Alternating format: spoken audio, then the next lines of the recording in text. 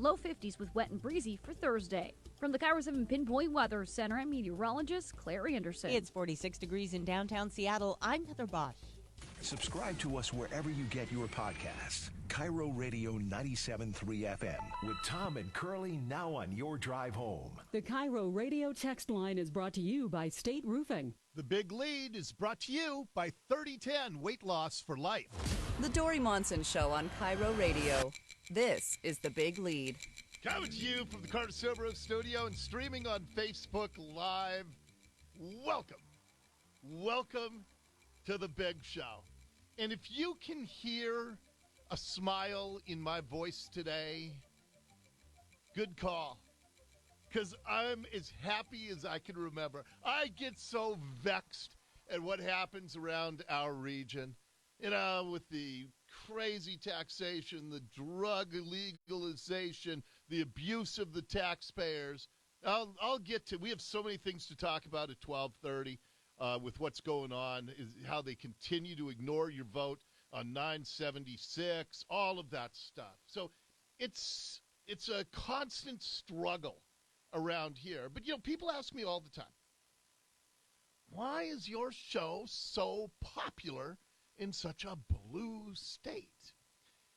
And it's because my show, when I'm talking about local issues, it's not about right and left, and it's not about Democrat and Republican.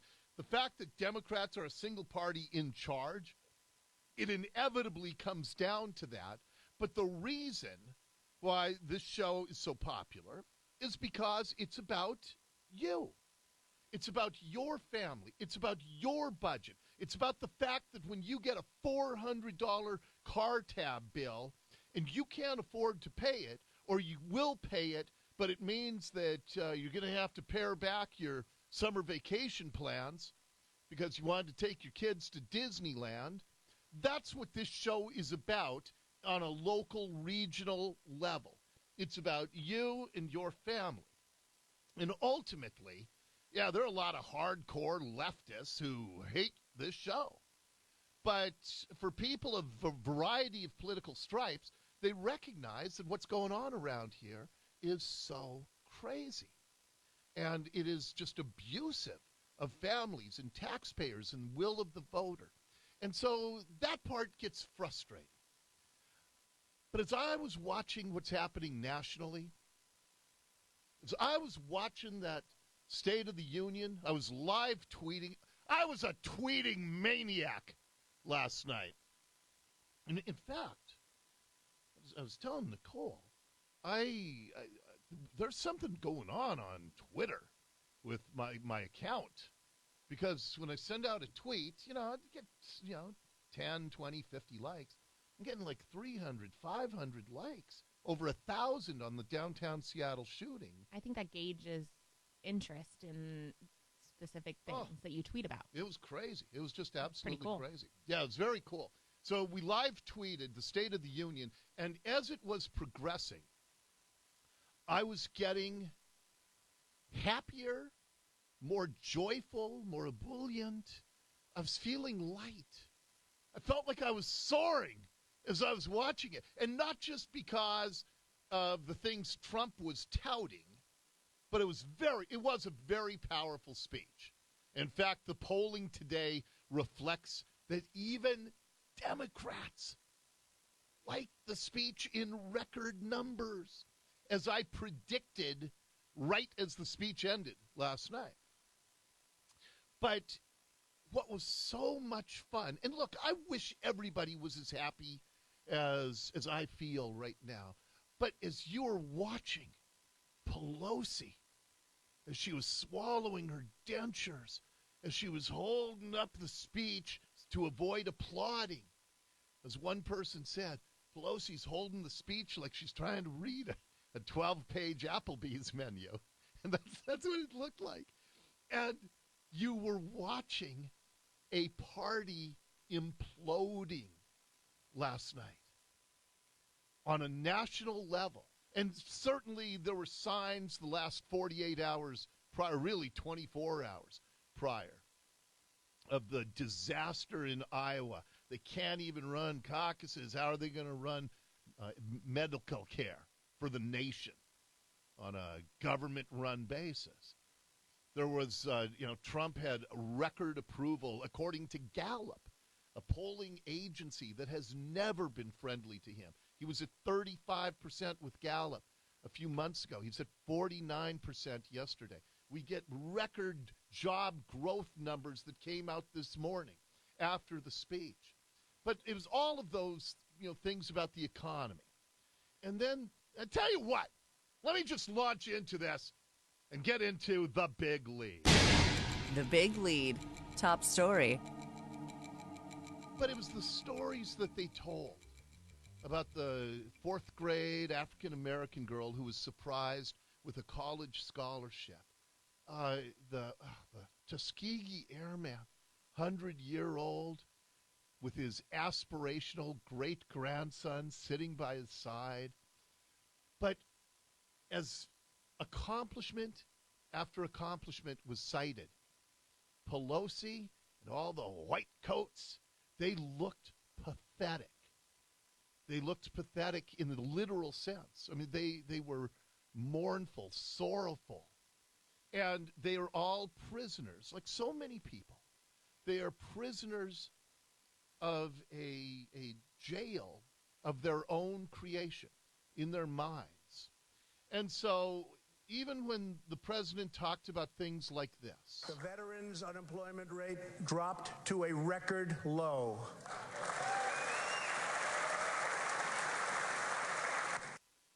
Now understand, Pelosi and the Dems did not applaud for record low veteran unemployment rates. A record number of young Americans are now employed. Pelosi and the Dems could not applaud for record low unemployment for young people in America. Real median household income is now at the highest level ever recorded. No applause. We will always protect patients with pre-existing conditions. I thought that was a big issue for the Dems. They couldn't applaud for that.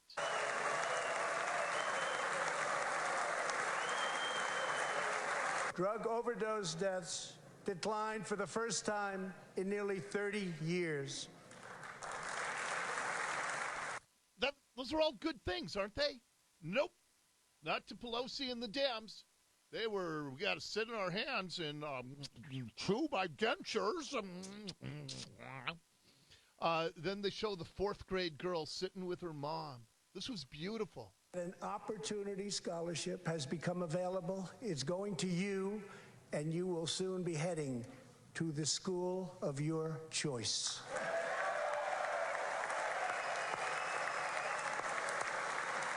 And right here, you saw the girl's eyes kind of flicker with the realization that she was just getting a college scholarship that somebody had provided for her. Pelosi and the Dems couldn't applaud for a fourth-grade African-American girl who just found out that her college dream. But if you saw this girl's mom was fighting back tears. Mom's standing. Mom's holding and hugging the child that she loves. Pelosi and the Dems couldn't applaud for a scholarship? How about this? And last year, women filled 72% of all new jobs added. They showed all the white coats, all the women in Congress on the Democrat side. They couldn't applaud for the fact that women are getting most of the new jobs that are being created in America in a really good economy. Jobs are booming. Incomes are soaring. Poverty is plummeting. Crime is falling. Confidence is surging. And our country is thriving and highly respected again. This is a blue-collar boom. Members of Congress, we must never forget that the only victories that matter in Washington are victories that deliver for the American people. The people are the heart of our country. Their dreams are the soul of our country, and their love is what powers and sustains our country. We must always remember that our job is to put America first. Amen. No applause from Pelosi for any of those things. No applause from the white coats on the Democrat side. And then their heads really exploded. Here tonight is a special man, beloved by millions of Americans, who just received a stage 4 advanced cancer diagnosis. This is not good news, but what is good news is that he is the greatest fighter and winner that you will ever meet. Rush Limbaugh, thank you for your decades of tireless devotion to our country. And, of course, they could not bear applauding a guy fighting advanced lung cancer. And then I saw all these responses. Well, Trump treated McCain poorly. Yeah, I thought you thought Trump was an ass for how he treated McCain. And you are at the exact same level that you decry then. I mean, none of it made any sense, but the more I watched it, just the happier that I got. Because it was a very well-done speech. And, in fact, right as the speech ended, and I was confident in this because I do feel like, more than I ever have, that I kind of understand, got my finger on the pulse of how people are feeling about things. And so the second the speech ended, I said, people thought Iowa was a disaster for Dems, but tonight was cataclysmic for them. State of the Union speech, best I've ever heard. Dems behavior, the worst I've ever seen. And then I said, don't believe me? Wait until you see the polls the next few days. Thanks for hanging with me tonight. God bless. Okay. Of course, this is in the moment the speech ended. But I knew what the polling was going to be because I watched the speech. I watched the loathsome reaction from the Dems. And now today, we are seeing that polling. 97% of Republicans agreed with the speech. Okay, that's to be expected. But this is shocking. 82% of independents approved of the speech. Now, these are the people who decide the presidential election in November. 82% of independents approved of the speech. But maybe the most shocking number of all, 30% of Democrats approved of the State of the Union speech last night. Democrats who were thought, only 14% approve of Trump, or less than that even. 30% of Democrats approved of that speech. I am telling you, I've been doing this a long time.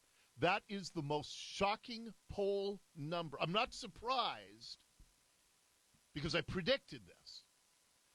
But in the context of our world today, the fact that 30% of Democrats approved of that speech is the single most shocking poll number I have ever seen in my lifetime of watching politics. Absolutely mind-blowing. And then it just kept getting worse. And the more horrible it got for Pelosi and the Dems, the more wonderful it got for people like me watching this. Again, not because I want their misery, but they have been such miserable people throughout this process, caring not about the country, but about their singular hatred for trying to overturn an election from 2016. That's all they've been about. And so when Pelosi ripped up that speech right afterwards, I knew it was a disaster for her and her party. I knew it was the continued implosion. As, last week, we're not going to have witnesses at impeachment. Later today, they are going to vote to acquit the president on impeachment. Iowa was a disaster, and it put the stench of loserdom about their party because they couldn't pull off a simple caucus election. And so Pelosi was asked why she ripped up the speech. Why did you rip the speech up, Madam Speaker? Why did you... It was the obvious thing to do. It beat the alternative. And I was thinking, what in the world was the alternative? Her standing up on the podium and squatting and peeing? I mean, what was the alternative to her ripping up the speech afterwards? that could have looked even more ridiculous. And then you thought about the extension of that. They honored our fallen heroes, people who gave their lives. We saw widows and fatherless children sitting in the gallery. And the speech honored fallen heroes who've paid the ultimate sacrifice for our country. And I was imagining, Nancy Pelosi, ripping the page right through the name of one of those heroes. And I thought, how loathsome, how childish, how despicable. And it just continued. And, when do you rip things to shreds? When you have just become irrational. You've realized that you have lost. You realize that you have been a complete, total, utter failure. But in the interest of fairness and balance, I will tell you that there was a Democrat response to the State of the Union. The governor of Michigan gave the response, and I have to say, it was powerful as well. She said, for example, that Democrats want to fix bridges. But President Trump and the Republicans in the Senate are blocking the path. When it comes to infrastructure, Monty has tried to do more with a shovel and a pile of dirt than the Republicans in D.C. have with the Oval Office and the U.S. Senate. Bullying people on Twitter doesn't fix bridges. I'm going to give her that one because I'll give credit to Democrats on that. Remember 1 week before the 976 vote when Jay Inslee and the Washington State Department of Transportation decided to fix the Aurora Bridge? 1 week before the 976 vote. Yes, the Democrats are fixing bridges. Oh, they're also fixing elections, too. And then she gave this vision of when her party gets in control of America. I played for you all the things about low unemployment and taking out terrorists. But when the Democrats get control, she told a story about a little kid in one of her towns. Monty Scott is 13 years old and lives in Muskegon Heights, Michigan. Monty's street was covered in potholes. They were ankle deep, and he got tired of waiting for them to get fixed. So he grabbed a shovel and a bucket of dirt and filled them in himself. During my campaign, people told me to fix the damn roads because blown tires and broken windshields are downright dangerous. And car repairs take money from rent, child care, or groceries. I'm sorry, that was one of the funniest things I've ever heard. So I looked up Muskegon Heights, Michigan. It is a city that has been under Democrat control forever. Okay, so the city is filled with potholes that's ripping cars to shreds. And this woman says that the voters said, fix the damn potholes. And so what did she do? She let this little kid go out with a bucket of dirt. And he went out and filled the potholes. Why, that sounds like a utopian America. We will just all go fill in potholes with dirt when her party gets in control. It was one of the stupidest things. If they told you to fix the potholes, why is the kid out there with a bucket of dirt? Oh. Anyway, glorious, glorious night for America. Disastrous night for Pelosi and her party. Great night for everybody. God bless everyone. That is your big lead for today. The Big Lead on KIRO Radio. Oh, dang it. Now I got to talk about what's going on down in Olympia. I got to shift into angry Dori mode now. It's coming up right after the news here on the Dori Monson Show.